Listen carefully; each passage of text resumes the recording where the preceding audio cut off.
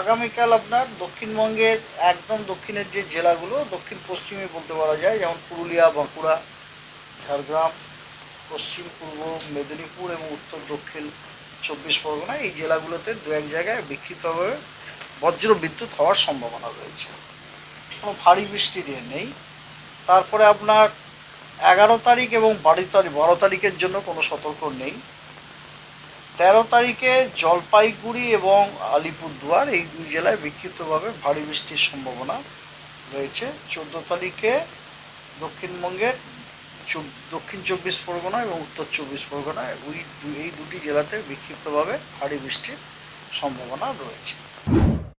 উত্তর বে of Bengal, along and of West Bengal এবং উড়িষ্যা কোস্টে ফিশারম্যানরা যেন সমুদ্রে ভেঞ্চার করতে না যান আগামী 24 ঘন্টা।